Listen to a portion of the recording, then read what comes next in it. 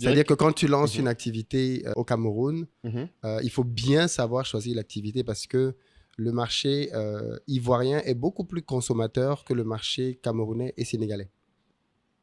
Attends, répète ça pour voir. Le marché ivoirien est beaucoup plus consommateur, c'est-à-dire que Oui. les Ah, Ivoiriens ok. consomment plus. Donc, ils vont tester plus de nouveaux Ils vont produits. payer, voilà, l'Ivoirien n'a pas de mal. Alors c'est peut-être aussi lié à une conjoncture, ça c'est très important. Ouais, En Côte d'Ivoire, on est dans un pays dans lequel beaucoup d'étrangers font du business depuis très longtemps, exact. que c'est devenu quasi naturel. Mhm. On ne se pose pas de questions à savoir, oui, mais lui, il vient d'où, qu'est-ce qu'il fait ici?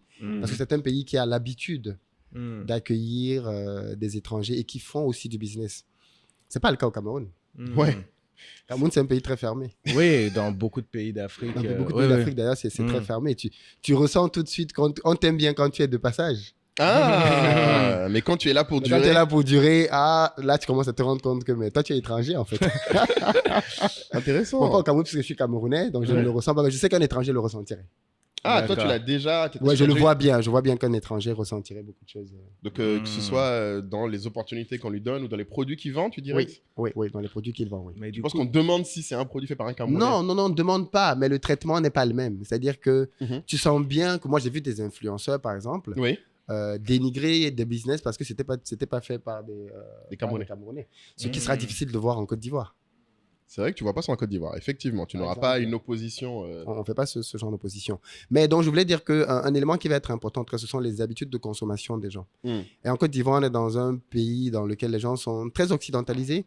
Ça, c'est le côté peut-être culturel lié à la France. Mais Abidjan ressemble beaucoup à Paris dans beaucoup de domaines. Tous les soirs, les gens sortent. Et les gens sortent pour beaucoup de choses, pour manger, pour boire, pour se ils divertir. aiment la nouveauté. Ils aiment Si les tu fais un nouveau nouveautés. restaurant, il y aura forcément des gens. Des gens qui vont venir pour Ouais. découvrir ce que c'est, un nouveau concept, ce qui tu ne trouveras pas au Cameroun. Hein. C'est-à-dire que au Cameroun, tu fais un nouveau resto, c'est quelle nouvelle nourriture?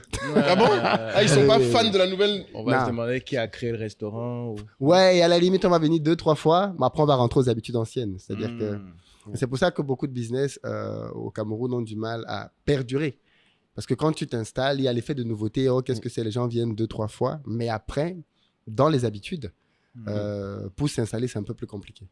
À la limite, quel que soit votre secteur, si vous mettez l'intensité, le sérieux, ici en Côte d'Ivoire, vous allez toujours avoir en face un marché qui va tester ce que vous proposez. Oui. Et puis le marché vous dira s'il apprécie ou pas. Oui. De toute façon. Oui. Ok, donc Ouais. mais pour les bonnes raisons. C'est-à-dire, si c'est bon, ça marchera. Oui, bien sûr. Alors,